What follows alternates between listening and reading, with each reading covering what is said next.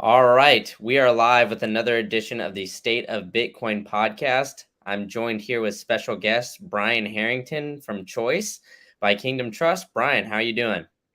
What's up, man? What's up? It's good to be here. Good, glad to have you. Thanks for coming on. So Brian, for those in the audience that don't know anything about you, why don't you give yourself a little rundown and what you got going on, what you do in the Bitcoin space, and tell us your orange pill story as well. Yeah. So I just sit here. I'm standing. I'm at my standing desk right now where I work with you and everyone else watching this to make sure that global time theft stops right now and make sure that our kids never have to open up bank accounts as we know it is what I'm all about. Day job is Bitcoin lead at Choice app, which is the only IRA that pays you in Bitcoin every day. And yeah, it's just the number one retirement account in the world for Bitcoiners. And then I'm a volunteer at the Orange County Bitcoin Network, which I actually live one county over in Riverside County now in Southern California, where we've got a meetup going on. But yeah, big believer in Bitcoin meetups. And then I found Bitcoin. I have one email from my dad in 2014 that says the word Bitcoin in it. Unfortunately, he bought the Bitcoin trading bot that was running on Mt. Gox instead of just getting the Bitcoin and getting off of Mt. Gox. And so lost our $50 on Mt. Gox and then found Coinbase the following year and figured it out. And then we're off to the races from there. But yeah, so it's awesome that he's really the one that emailed me about Bitcoin first, and we just did together. So that feels good. And then I was back in the day, I worked on a lot of political campaigns. So I would just have a bunch of months off in between kind of marketing for those. And it's very like gig work, anyone that's been in that area. And so basically as my disenfranchised with politics was ramping up, my knowledge of Bitcoin was ramping up also. And that's when the flippening eventually happened and just started working on Bitcoin. So thankful for that transition and thankful for what Bitcoin's doing. Seriously. That's awesome, man. I didn't know that, man. You're probably one of the few people I've ever met or heard their Bitcoin story where their dad, somebody a little bit older, has kind of orange pilled them. So that's pretty interesting. Do you know how he got into it or kind of how he found it? Yeah. So my dad's just a hyper online guy. He'd been, following the work from home and make money online stuff for a long time.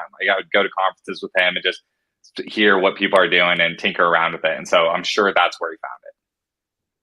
All right, cool. Yeah, that's pretty interesting. All right, well, let's get into it. I know, everybody that kind of knows you and, knows everything about Bitcoin, what you got going on in Choice. They got a big question that I'm going to have to ask you here. What's up with the beard? How long have you been growing it? Why the long beard in California? I feel like it's pretty hot out there. Do you get food stuck in all the time? Do you comb it? Do you groom it? Tell us the beard story. Yeah, so food definitely gets stuck in it. It forces me to be a slower eater, which is good because I'm very much like a wolf down my food person. So that's helpful for me. I've been growing it for. I kept saying it's been 7 years. It's been 7 years. It's been 9 years. It's been since 2013. So it's definitely getting to the point where I'm about to be able to say 10 years. I trimmed it every now and then, but right now I'm in a very growing it out phase. I'm trying to get the mustache over my mouth right now so that we can just be full I just want to be full, just one thing. So I'm just trying to grow the mustache out. But I don't know. I'm just thankful. Here's another fun fact is my wife and I actually met on a dating app for guys with beards. Really? So it's just a part of the deal now. It just is. It is a part of it. Now you can't get rid of it. So then who has a better Bitcoin beard, you or Jack Dorsey? I mean, I've never been able to stand side by side with him, so I guess I'd have to build a meet him first for us to answer that question. There you go. Well, maybe we can make it happen at Bitcoin Miami. Get a beard off or something like that. Yeah, hopefully. Awesome. All right. Well, there's been a big few things that's kind of happened throughout the past week in Bitcoin. But let's kind of take it back to last week. So the U.S. Senate Banking Committee held a hearing on digital assets. The title of the talk was Understanding the Role of Digital Assets in Illicit Finance. And they kind of covered everything from Russia's potential use to avoid sanctions, the Ukraine donations that they've been receiving from Bitcoiners and, shitcoiners as well. And then also, the prevention of criminal activity through the use of digital assets. Did you by chance check this out? Were you able to sit and listen to this 2-hour hearing, or did you get a synopsis or anything like that? I did not. Nope. I did not listen to it. Did not get a synopsis of it. All right, well, I'll give you a little bit of the rundown here. So, Perfect. there was like a few speakers in there. One of them that kind of led off was Chairman Sherrod Brown. He was pretty tentative going forward, and he was kind of focusing on like the negatives and how it can be used for criminal activity and things like that. But then there was another senator, Senator Toomey, who testified about the risk of not encouraging innovation in a rapidly growing sector. So I think that there's a lot of like differing views here. I think that there's still like a very big knowledge gap with politicians, specifically the ones trying to make regulations are ironically enough. But overall, in my opinion, I think the discussion is kind of as a start to understanding the, overall Bitcoin ecosystem, like what all goes into it and everything. And I think it encourages politicians to become more like educated on the topic. So, I mean, you kind of have an interesting background where, you were in politics at one point in time, and now you're a Bitcoiner. Do you have any, I guess, friends or anything like that that are still in the political realm or political sphere? And do any of them like actually even approach you, to speak about Bitcoin or anything like that? Yeah, so definitely still have some friends that are doing it and like playing the game. And I was exactly going to jump on that just education piece that you said too. My gut reaction to most of this just like Senate hearing stuff is I just feel bad for the people that are asking the questions. Like they don't, it's just not even close. It's not even close. And I just don't understand. And it's like, what are you going to do about it? Like, what are you going to do about it? Sweet. So you have an agenda, or you have a disposition to like what you feel like, right? And you're going to signal of the supposed like positive things that you want for the world or whatever. But what are you going to do about it? Like the world is so big. The exchanges are so big. This is happening. Like I don't like Bitcoin is already like too big to fail. Like it's already in the S&P 500. It's already a part of what is happening like in the world. And so I don't understand. It's just kind of a non-starter for me when people are like not even starting from there. And so then the comment about just, the friends that still work for politicians and stuff is that some of them will ask about it, but so many of them won't. And it's more about just like, they're just focused on other things. I'm like, dude, what are you doing every day? And I just realized that there's such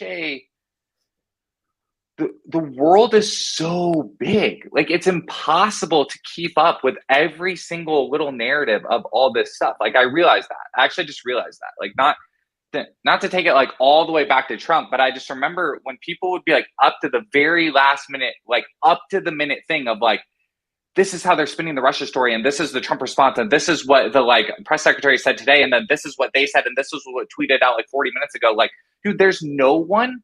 Regular people are not up to that 40-minute thing, dude. Like regular people heard 7 minutes about it last Tuesday. So like it's only inside people that are like tracking this like exact thing. And to me, like what's interesting about that is it's almost like decentralization is almost bigger than like Bitcoiners even give like credit for. Like I think what's funny, and I've said this before in like a different context, but it's almost like other people are actually going harder than Bitcoiners are even sometimes. Like Bitcoiners, we talk big game, and we do because we have pocket aces. Bitcoin is pocket aces, and we have the ability to dictate the way that the game's going to go because we're in the best position.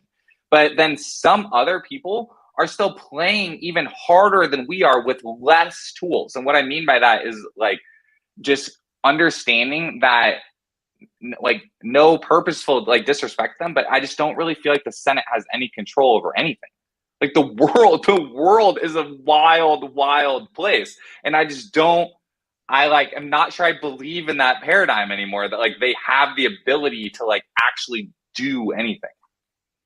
Yeah, I mean, I agree with you 100%. And to Senator Toomey's point, he was like, yeah, essentially, we're moving too slow on this. And it kind of seems like a trend, at least in the United States, where it's a lot of these regulations, whether it's even something as like sort of minuscule as daylight savings time, right? So it got like unanimously elected or passed by the House, I believe, and it won't even go into the next round of voting until next year. And then it probably, if it gets passed there, then it won't go into effect till 2024. So it's like we're completely too slow. Like that's a great and completely too slow on everything. Take Bitcoin and crypto out of it. Take Bitcoin and crypto out of it. Daylight saving, perfect example. Like I tweeted this out today. Like software, people that are writing software are writing their code faster than bureaucrats are writing legislation. And the whole thing now is sweet. You guys want to do something bad against Bitcoin and write about it and talk about it and then have it happen 18 months from now? Awesome. Our code will be ready then to like go around it when we get there. Like, and so they don't have the ability. There's no infrastructure, there's no infrastructure for them to do anything because producers and people that make code and people that make things, physical things, buildings, software, anything, we're in complete control of our own lives now. Like this is the future. Yeah, exactly. And yeah, like you said, it's moving too slow. And, in the digital age, things are just moving very, very quickly, whether it's Bitcoin or anything else, because exactly like you said, you can program it, you can make a website, you can, spread information at, 250 characters at your fingertips now. Whether it's there, Facebook or wherever, you can Reddit even, you can go and spread information and people are passing that back and forth through so many different mediums that, it's like they can't even hide or it's almost like, how are they not figuring this stuff out or how are they not doing this research at this point? Because it's getting to the point where it's like, it's such a large industry. Like you said, there's so many exchanges, there's billboards, there's stadiums named after, Bitcoin and crypto related companies. And it's just like everywhere you turn, there's something about it. But then they get in front of the public and you see it on C-SPAN or wherever you see it, clips on Twitter, and they just sound so uneducated about Bitcoin and crypto as a whole. And it's like, all right, well, it's either we got to elect some people that have some knowledge to it, or, they got to catch up or, the United States is going to fall very, very far behind when it comes to this. So, I think it's like, the Black Mirror episode, and I'm saying Black Mirror episode as an analogy, but in a neutral way. I'm not saying like the world is like ugly the way that it's portrayed in Black Mirror, but when they have the ones where the tech companies effectively are the government. Like the companies are more powerful than governments now. Like groups of people together to do something have influence. And it's almost just just humans, companies are able to decide what they're going to do. And then they are like telling the politicians like, hey, this is what's happening.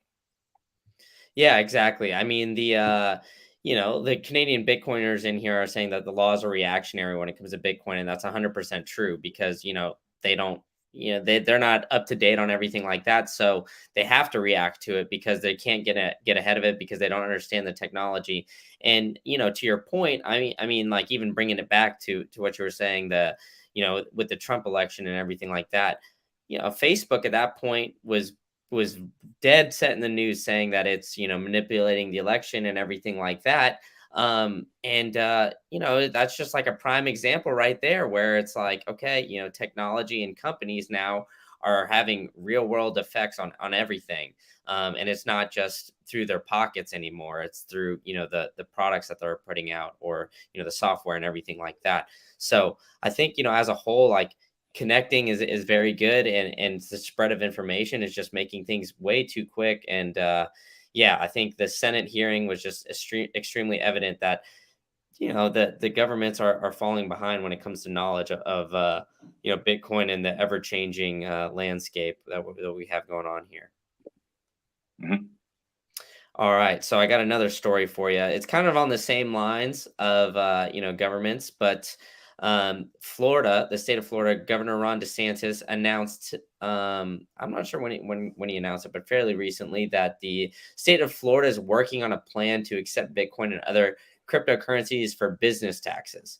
So I think this is pretty interesting, especially when it comes to Bitcoin mining, because I think, if a company is mining Bitcoin, and instead of potentially mining Bitcoin and then having to sell to pay taxes. Instead, they could essentially just use that to pay their corporate taxes. And the state of Florida has been extremely friendly when it's come to Bitcoin. And also Miami, Bitcoin Miami is going on in, what is it, like 2 weeks or so now at this point. And that city has been very friendly to Bitcoin and other, blockchain and crypto to a lesser extent.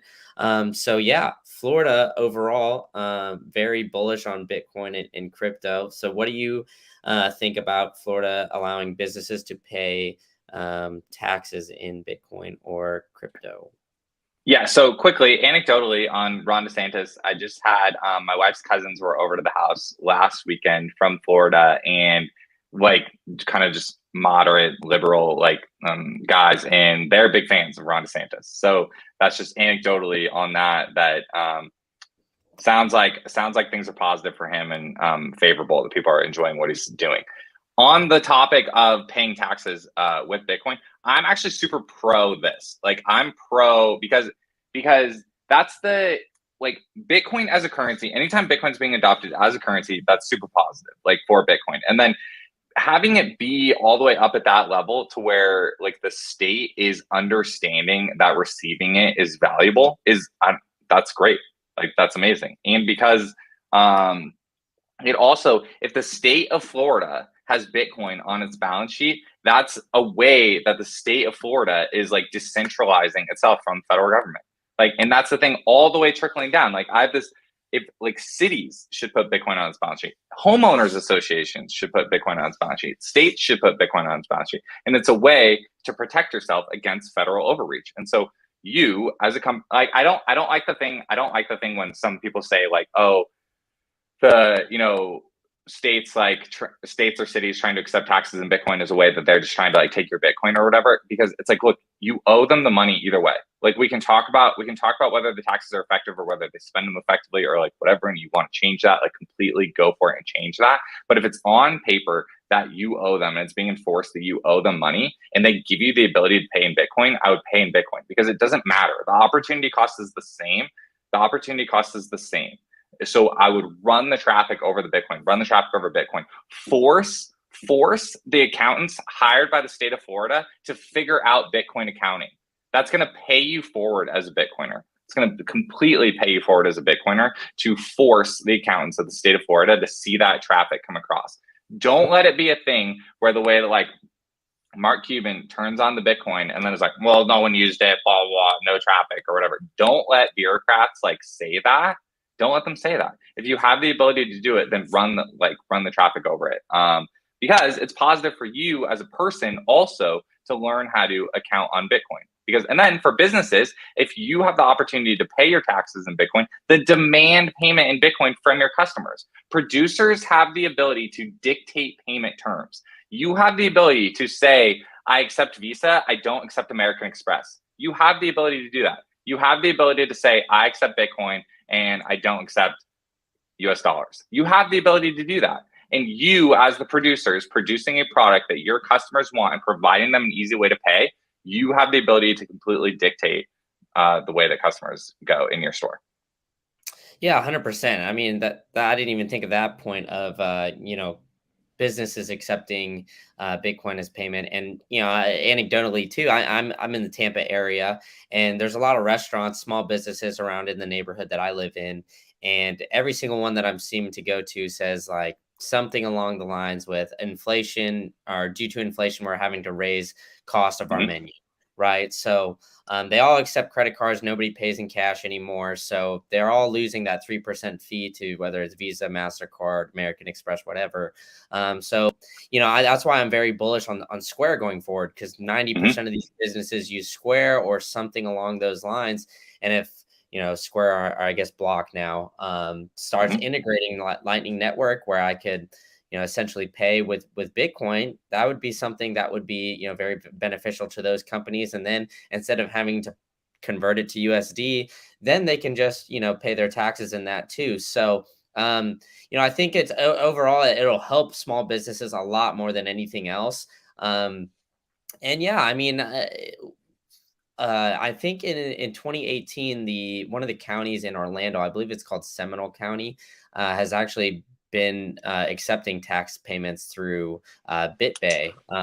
So it's already kind of been implemented in the state of Florida, but now it's like widespread throughout the entire state, which is like, I think the top five are, maybe behind California, Texas, and New York, population wise. So one of the biggest states in the country, and then a lot of businesses are obviously flocking here because of the good weather, no state income tax, the list of benefits goes on. But like you said, you actually have kind of an interesting point compared to most Bitcoiners that I know and speak to about this. Is most Bitcoiners kind of say that along the lines, of don't give the government your Bitcoin, stay private with it, hold your own keys, all that kind of stuff. But it does make sense, and in order for it to be a currency, at least in the United States, you're going to have to pay taxes in it eventually, right? Well, so here's until Bitcoin becomes the world reserve and we go full decentralization and like states become sovereign, like in themselves, and cities become sovereign, and then homeowners associations become sovereign, which I think there's a complete chance that happens. I think there's a fully chance that happens, but I think the pre-chance of that is the states themselves accepting payment like in Bitcoin. And here's the thing, if you're one of those people that's like, hey, don't pay the state in Bitcoin, keep your own Bitcoin, and then you're paying them with ACH from your Wells Fargo account, give me a break. Like, give me a break. Don't tinker at the edges with like, keep my Bitcoin private while you're using a Wells Fargo account. Okay. So like that, I'm done. Like, I'm done with that and I used to do that. Like, I used to follow that logic, and I'm done. I don't follow that logic anymore.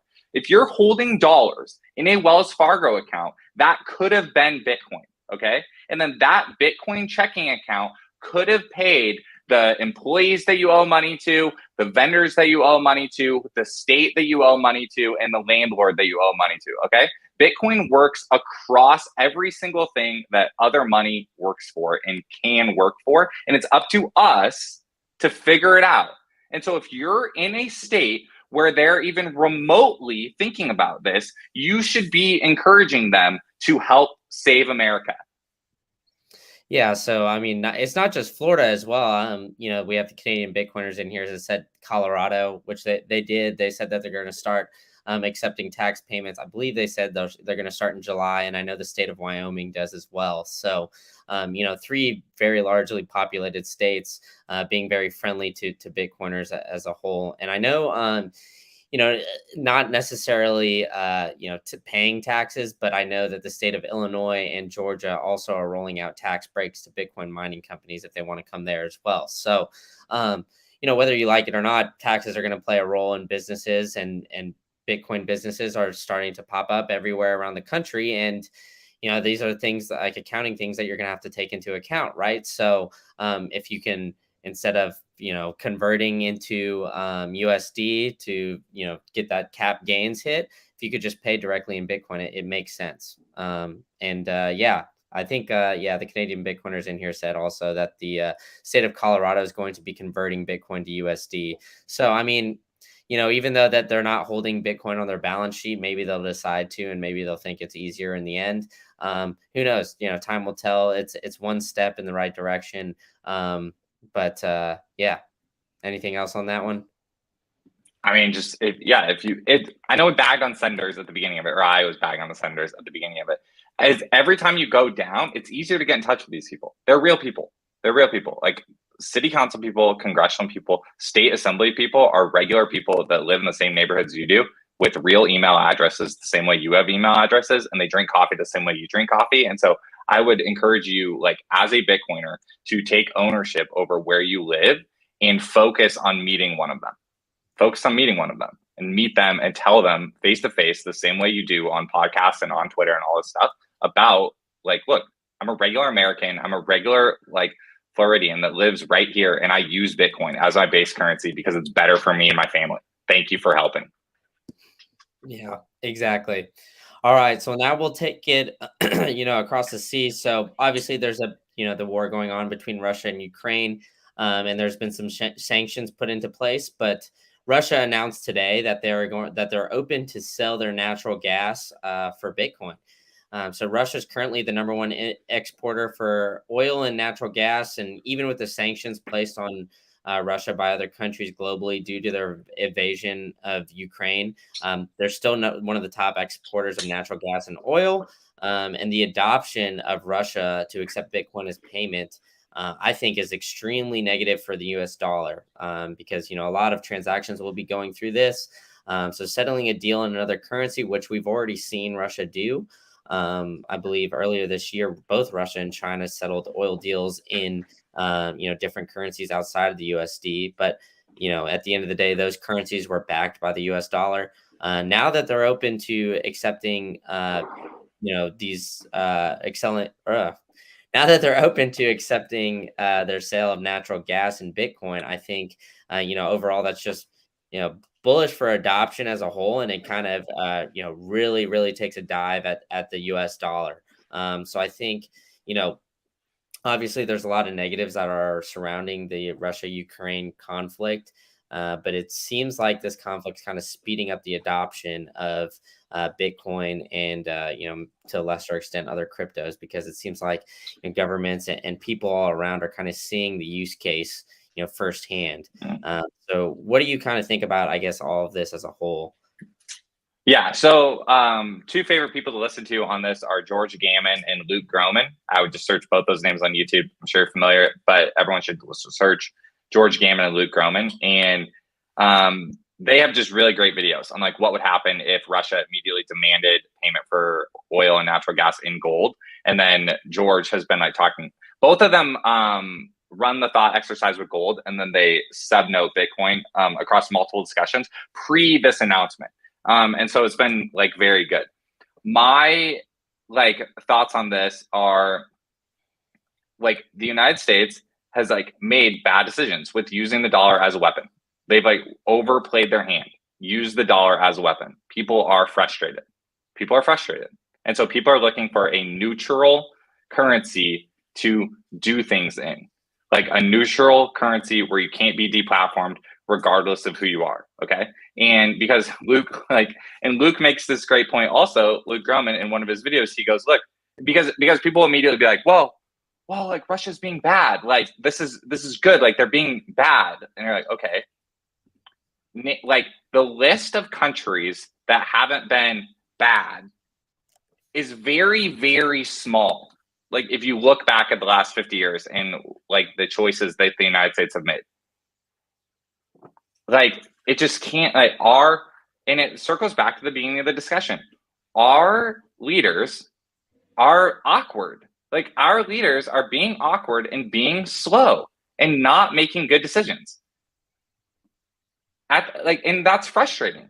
That's super frustrating because like we Bitcoiners have the solution, and it's time for people that don't understand what's happening in the world to move out of the way. Because and so there's all of that. And then there's also, when you get down to like the actual science and math and physics of it, like Henry Ford has the quote of saying that currency should be tied to energy. Like this, and then if you just go through the whole mental exercise of how the flare gas can turn into Bitcoin and can turn a zero into a positive and can make it so that like you can monetize waste. That's like that's humanity stepping forward and solving problems. So if you look at it from the politics perspective of just our leaders are not like being good leaders and aren't like reading the room correctly and are making poor decisions. And then you look at the math and physics and like just logic of having a currency tied to energy makes sense.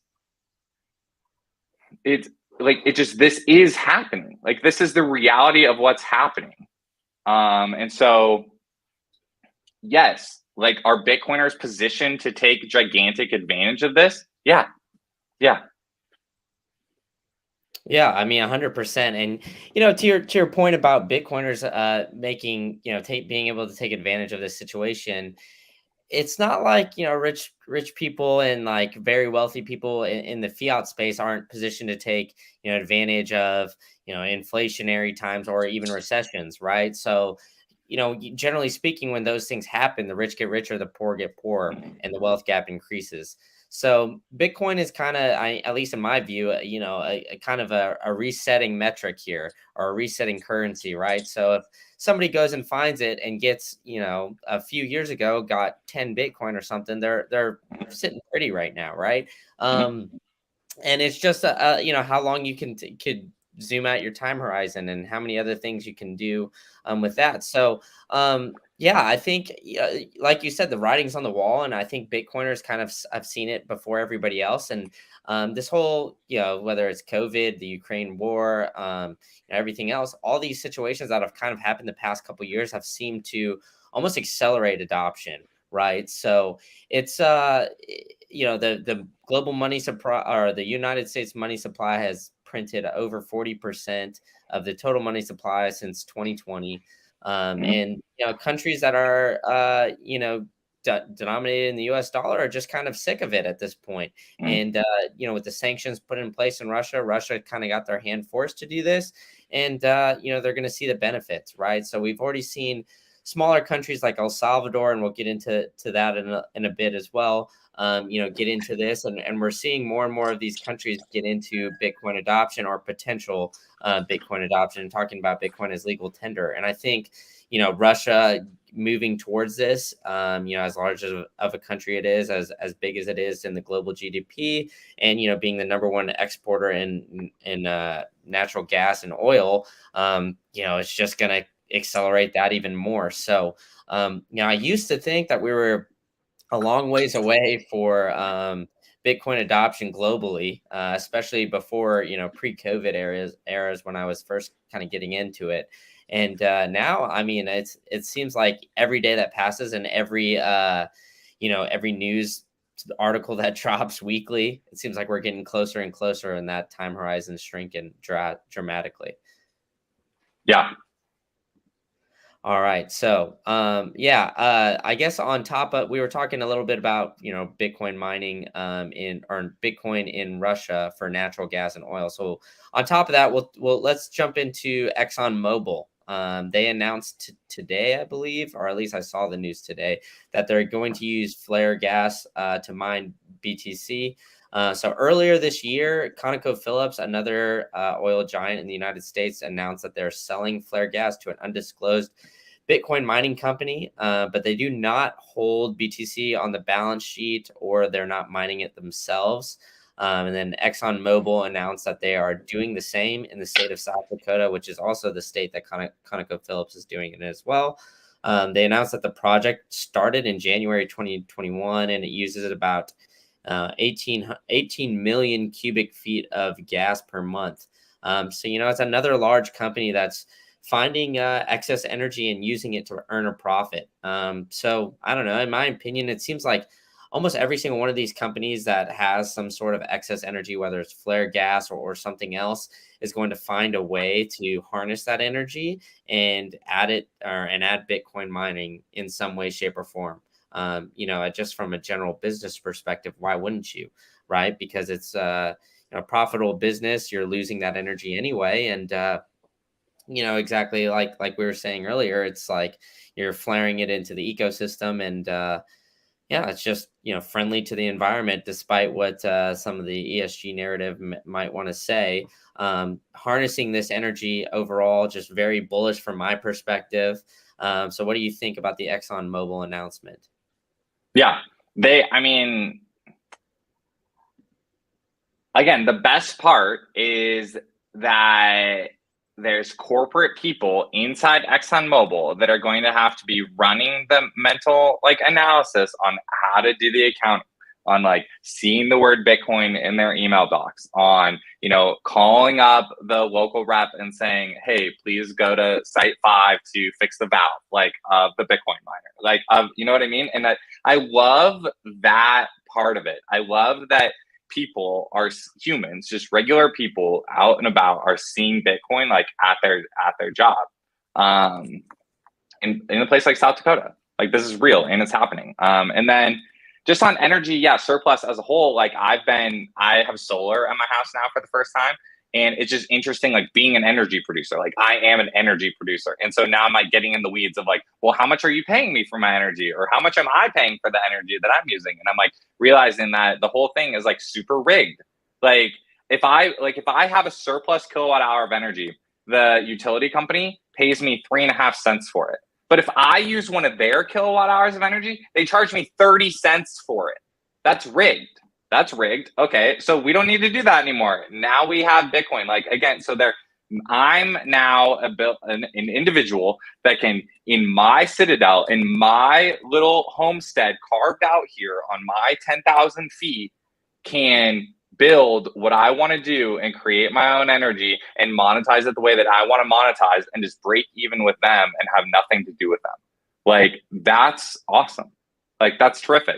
And it's terrific that now that same thing can happen all the way up at ConocoPhillips, and they can use all this flare gas, and instead of having to pay for the credits and have it be a negative, that they're outgoing money, they're now incoming money. And now the worst problem that they're going to have to solve is which currency do they hold it in.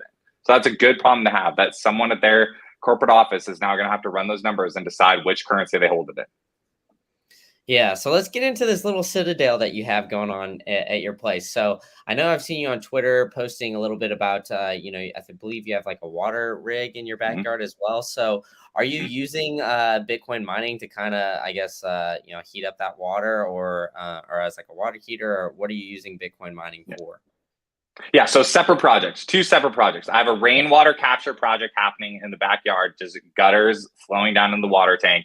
And then I have Bitcoin miners running in the garage, and I have like a measuring tool that's inside of my panel that measures how much surplus I have. And so on the solar front, yeah, during the winter, currently when I haven't been running the AC, my panels generate about 14 to 18 kilowatt hours a day of energy, and my house uses about 10. So I have about 4 to 8 of surplus every single day. And that's how I got on the phone with them and like was digging through all that information of they don't pay market rate back for the surplus. And so I'm going to find out like my own way to like use the surplus. And that's, yeah, I hope other like homesteaders and just permaculture people can like begin to like learn this, because it's awesome seeing corporations do it. And it's even more awesome seeing like regular people that are trying to make energy production, work at their like houses, work. Yeah, so Dan's in the audience is saying, put those miners into the water to combine the projects. So what's your plan with the rainwater then? Are you just collecting it? Are you going to try to, I guess, disinfect it and all that and use it as like drinking water? Or what are you going to do there?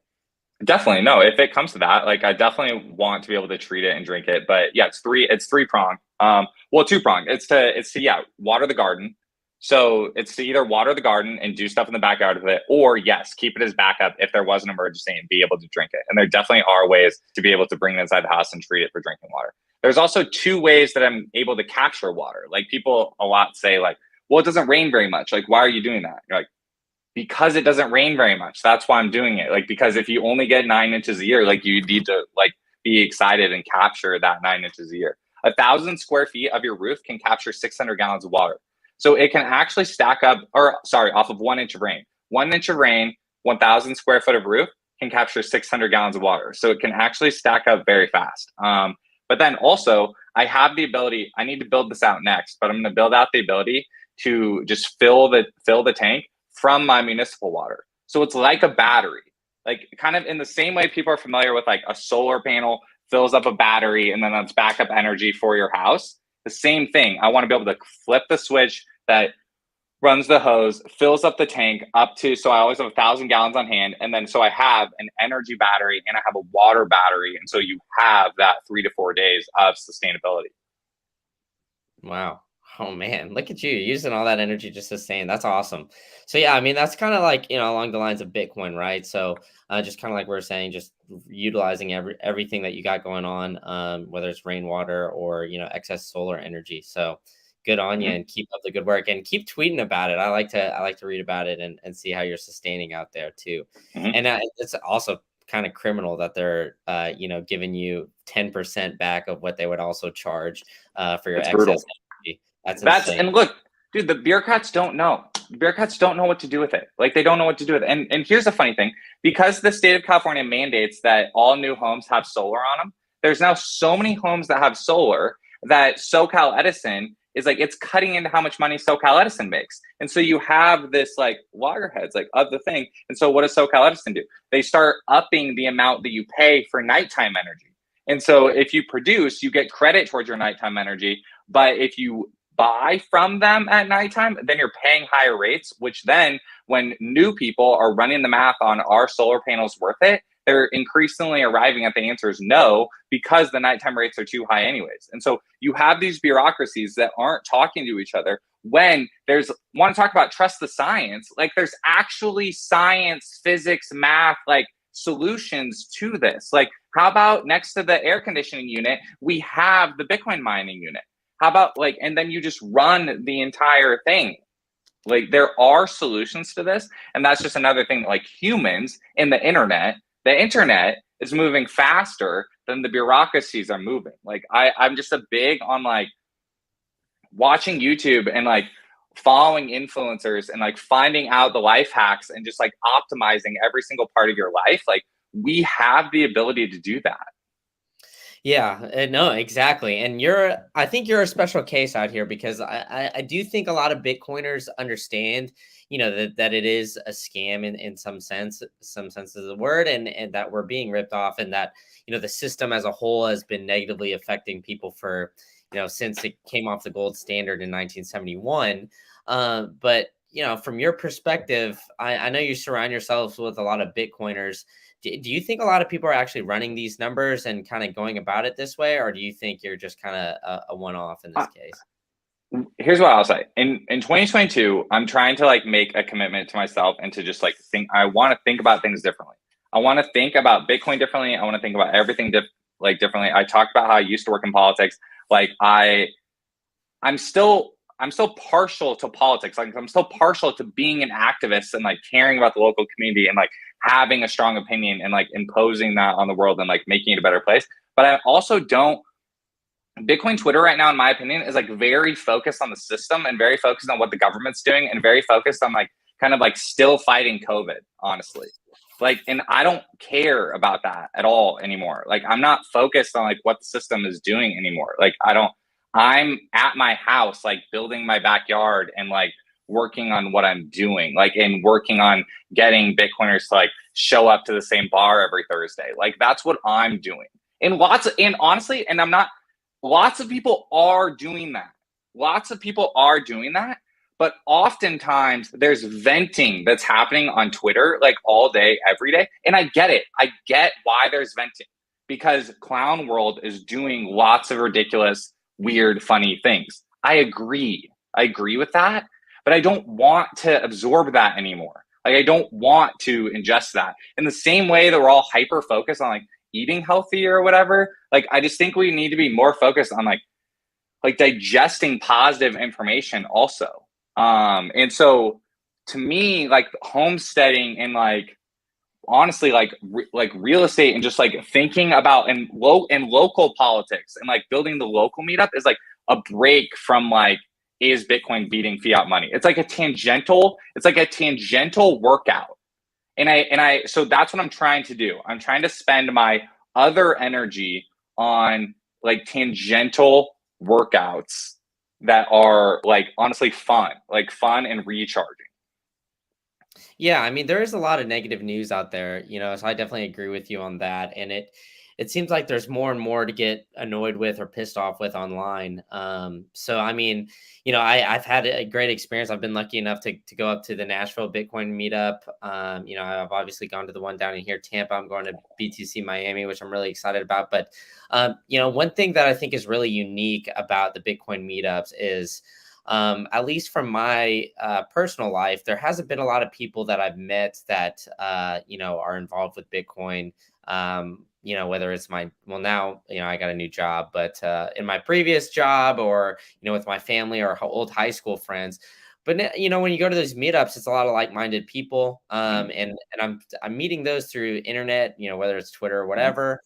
these podcasts. I get to have a conversation with a few of them a week, which is great. But I really think that interhuman interaction means a lot to a lot of people, and I think kind of every time I go to one of these, I feel a little bit more regenerated and ready to go learn a little bit more about Bitcoin. And sometimes, like you said, when you're online on Twitter, you just see all the negatives, and it is draining at times, right? So I know grabbing the real world connections has changed my life over Twitter. Has completely changed the course of my life. Like Twitter, I'm not fully bagging on it. Like it most closely replicates real world networking, and the rapid way that you can meet the like-minded people and then pull down and meet them locally is amazing. And it's still an amazing tool for that. And then what I want people to understand is that what you say matters. It does matter. Like, you are a leader. Some people I think try to overdo the rules without rulers, and the whole just decentralized movements or whatever don't need leaders or whatever. And I'm not talking about leaders and heroes as these people we bow down to. I'm not talking about that. I'm talking about there's just moving in one direction. That's still something that can be happening. And meeting people locally, using the internet to meet people locally, swapping ideas faster is how the whole thing just continues to get better and better. Yeah, exactly. All right. Well, now let's get back to another story that was going around Bitcoin Twitter today. So the Bitcoin volcano bonds in El Salvador were slightly delayed. Bukele actually went at some FUD today on Twitter, and I always like following Bukele. So if you're not following him, you should definitely follow the president of El Salvador, because he's one of the more savage people on the internet, to say the very least. But he went at I don't even know how to say this, Reuters or what, but he said he's basically a fan of Bitcoin Mag, because the Reuters FUD is that the volcano bonds were delayed for various reasons, and he came out and said that essentially there's a short delay in the issuance. It's only because they're prioritizing internal pension reform, and that they're going to send that they've sent that to Congress before. So overall, they're going to issue these Bitcoin bonds shortly, it seems, or at least according to Bukele's Twitter. But yeah, it seems like that's going to start the development of Bitcoin City and volcano mining in El Salvador. So El Salvador obviously is extremely bullish on Bitcoin going forward, and the first country that made Bitcoin legal tender. So I think a lot of Bitcoiners don't realize how much, in my opinion, is kind of riding on El Salvador. I think a lot of the globe is kind of watching this project, and cities here or there, and even some smaller third world countries are kind of seeing how this project is going and learning from El Salvador to see how they can implement this for themselves going forward. So what do you think about the bonds getting delayed, and kind of the way Bukele has kind of held himself online and publicly when it comes to making Bitcoin legal tender? Yeah. So I like 95% of his tweets. I like most of the trolling. I think it's productive. I think it's helpful. I think parts of it, super small percentage, has not been helpful to him himself. Not I'm offended or whatever. Just the classic, probably 5% of it has gone negative against him. But that's fine. And then as far as the Bitcoin bond, it takes a giant long time to do anything. And so my understanding of the bond is that they're gonna raise the money, they're gonna keep half of it in Bitcoin, use half of it to do the capital improvements, and then the idea is that the Bitcoin would be able to pay back the half Bitcoin would be able to pay back the investors over time, is my understanding of that. And if that's correct, that's the most well-designed one of these things that I've heard so far. Because to slightly bag on the city of Miami and what they tried to do with their city coin, I didn't understand the structuring of that at all. When they were hey, we donated $5 million to help homelessness. I'm like, cool. Like that sounds like a small GoFundMe like thing. Like that's a drop in the bucket with all these other, again, fiat bathtub of programs problem. Like sweet. Like I genuinely hope that helped a few people. Like, but what El Salvador is doing of like, it sounds like having a very long-term thing and really going for it. I'm like half the money in Bitcoin, doing the capital improvements and paying the, like I'm interested. I want to hold one of these. Like I would do that. Like I would spend if it was a small minimum, I would hold one of those because I think that's interesting. And I want to like be a part of that. As far as things riding on El Salvador, I agree with you. I think their experiment is like definitely still impactful. And it's one of these things where it's like the announcements and the buzz were like exciting, but what's more exciting is the actual day-to-day like of the work that's like actually happening. Like people actually going there, spending Bitcoin at the hotel, walking around like themselves, seeing it. And then also like we've talked about this before, but like McDonald's, Starbucks, Taco Bell, like these companies, again, figuring out what's actually happening like with the payments that are happening like, at their restaurants. That's going to have domino impacts across their other stores if it goes well. I liked today, like seeing Max Kaiser flying around with the guy from Mexico. Like, I think that's super influential. I think that's super, super influential. So yeah, like I'm very excited for them. And I think, and the reason why I'm not also Bukele's back and forth with the one senator, like from the US too, again, just shows how awkward we are. Like, that's just not, dude, it's just not interesting at all. Like, you're not winning the internet. You don't understand how the internet works. You don't understand how Bitcoin works. You don't understand what's happening. You're not reading the room. You can't fathom that people would be frustrated with the decisions that you're making, and that like regular people, like you're there.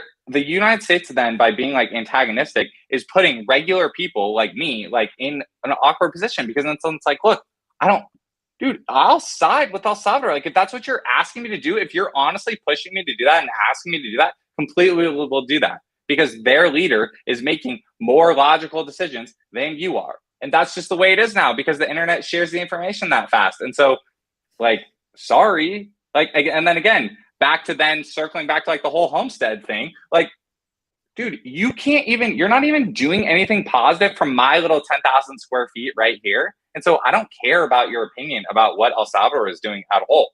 And so I'm going to cheer on the guy that I think is making the more logical decisions. So yeah, all of that is, I hope the Bitcoin bond works out.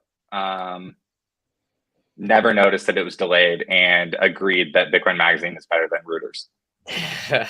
Yeah, exactly. I mean, I think that just the funny part about it too is like the United States is trying to act like they have control over, El Salvador when it comes to these things, and it doesn't really make sense as to why that they're so worried about what El Salvador is doing, when we're supposed to be like this global powerhouse, and El Salvador is supposed to be this little drop in the pan, and because of that, it just doesn't really it makes sense why we're saying like, hey, El Salvador implemented this policy, now we're going to investigate it.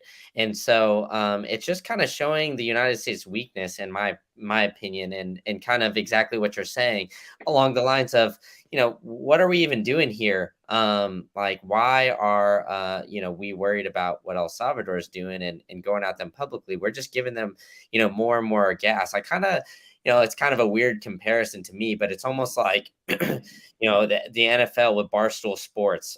So I'm not sure if you kind of follow this, but they always try to block Barstool Sports and everything. And in the end, it just gives them more publicity. And that's kind of what it's doing with El Salvador and, the United States, is like, the more you go at them, the more people are going to notice, hey, El Salvador is making this Bitcoin. Like, why are we worried about it? They're going to start looking and start, analyzing this thing. So, the more and more publicity they give to them, the more and more I feel like the chink in the United States armor is getting larger.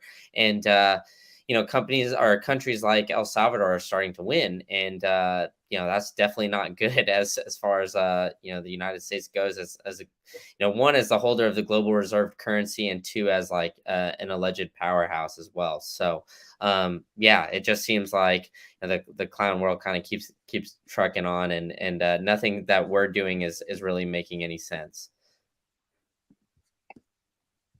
Yeah. All right. Well, I have the last story here. So I know both of us are more so on the adoption side of Bitcoin kind of as like a global reserve currency. But Goldman Sachs completed its first Bitcoin options trade. So I'm kind of curious what you think about this, because I think this is kind of bullish for a lot of the financial space as far as it goes, like the Wall Street bros, the fiat bros, as our one of my buddies, Masa Son Cap, he calls them on Twitter. But they all kind of view Bitcoin more as an asset opposed to a currency. So I think this options trade is very big for Bitcoin as an asset opposed to Bitcoin as a global reserve currency. Goldman completed this with the help of Galaxy Digital. They've been working a lot together in the past. So it's kind of points to them working more closely together in the future. Essentially, it allows the trade was non-deliverable, meaning that the purchaser will cash settle for the price volatility of Bitcoin. So they could kind of trade on the swings up and down relative to the US dollar. So what do you kind of think of people who view Bitcoin as like more so as like an asset, an investable asset, opposed to I guess Bitcoin, the currency? Yeah. Let me try out a brand new answer. Okay. I haven't really said this out loud. Let me try out a brand new answer. It's positive because I don't own any dollars. I made one of my goals for 2022 was to see if I could not hold dollars for any longer than half a day. And so I'm 3 months into that. And however, the classic like chicken or the egg thing, right? Like Chase Bank that holds my mortgage doesn't take Bitcoin yet. So they prefer the foreign currency to me, dollars, to pay my mortgage. So my checking account is not compatible with their checking account. If Goldman Sachs and other people like that want to sit in the middle and take my base currency and pay the foreign currency to my counterparty, sweet. Like, thank you. Thank you for helping. That's my new answer. Gotcha. Yeah, I mean, it makes sense. Like for somebody that like you, that's basically on zero as far as like US dollars. Yeah. I mean, there's more and more companies now finding a way to accept Bitcoin or, crypto to a lesser extent as payments. And, there's more and more things being highlighted, whether it's states or everything like that. So, I think more people are going to try to, trade on the price. But I don't think that's really dying, right? Because I think, there's even the people right now that do some sort of Forex trading where it's essentially trading on currencies. I think there's always going to be some sort of aspect on that. I don't really know too much about Forex trading, to be honest. I don't know if there's like any kind of option for that. But, at the end of the day, like I said, I think that the trading on the currency is not going to stop. And I think that's going to kind of continue. But overall, it gives the fiat bros a little bit more exposure to Bitcoin as a whole. And I think the more exposure that you can get, the better. And look, and they're going to look back the same way that me and my dad look back at Mt. Gox in 2014. And we're like, hey, we should have bought Bitcoin instead of bought the trading bot. Goldman Sachs is going to do the same thing. 7 years from now, they're going to be looking back at the balance sheet and say like, hey, we should have held the Bitcoin. We should have held the Bitcoin. Like, even though we scored all this paper on our like crushing options trading strategy, we should have held the Bitcoin because of XYZ like happened. And so, my new thing is that I agree with you. Like, it's not going to stop. And producers, the people that are going to continue to producers have leverage on dictating payment terms. And so as more and more producers dictate that they want to settle in Bitcoin, that's going to shrink that options window, because then there's going to be less and less on the Bitcoin side of it. And you're going to have all of the dollars chasing the little bit of Bitcoin. And that's physically what Ember Go Up is. So sweet. Exactly. All right. Well, we're getting towards the end here. That's my last story. So the last question that I'll ask you, how are you feeling about Bitcoin adoption? What is, or I guess a two-part question. What are you feeling about Bitcoin adoption, and what is the next big thing that you think is on the docket or that you'd like to see for Bitcoin adoption going forward? Yeah.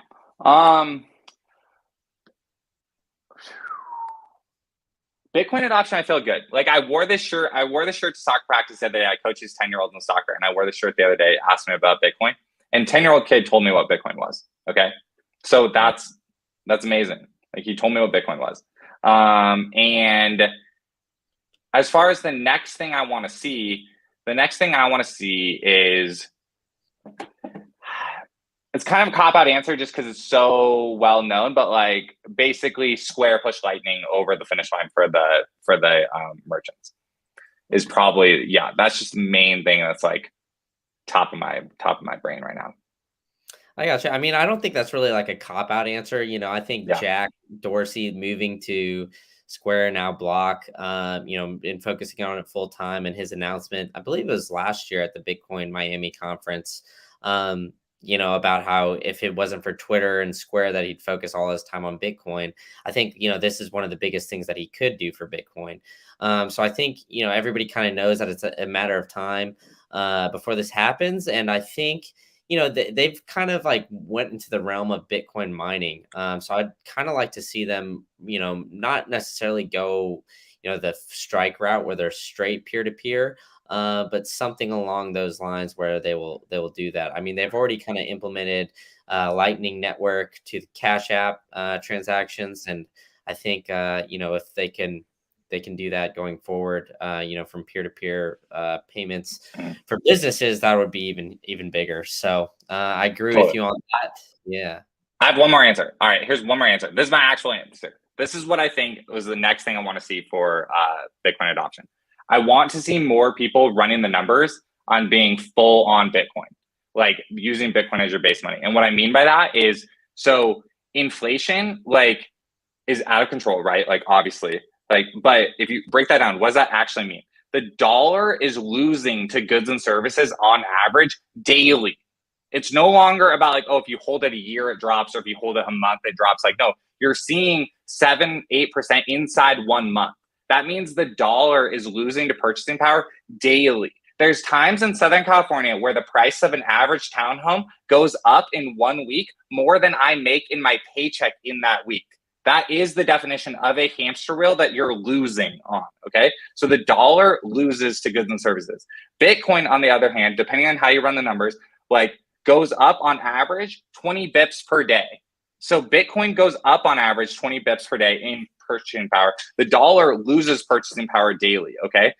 And then I tweeted this out earlier, all of the tools about like tax loss harvesting and like first in, first out, last in, first out, like all those things of using Bitcoin as your base currency are getting better and better and better.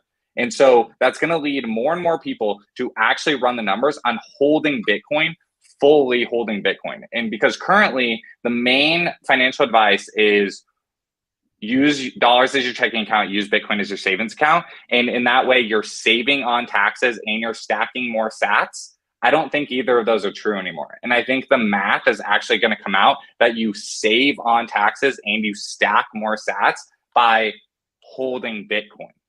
So that's what I want to see. I want to see more people running the numbers and putting that thesis to the test. There we go. I like it. Well, on that note, let's wrap it up. I'm Brandon from Green Candle. Brian, thank you so much for joining you. Where can people find you? What else do you got going on? I know you got, what is it? Bitcoin is Hard podcast. You're all the choice stuff you got going on. What else? Anything else that I missed? Yeah. No, yeah. Brian Harrington on Twitter. Brain like in your head, Harrington. My DMs are open on Twitter. Send me a message. Search Brian Harrington on YouTube. Look at the Homestead stuff I'm doing. Search Bitcoin is Hard Choice podcast on YouTube.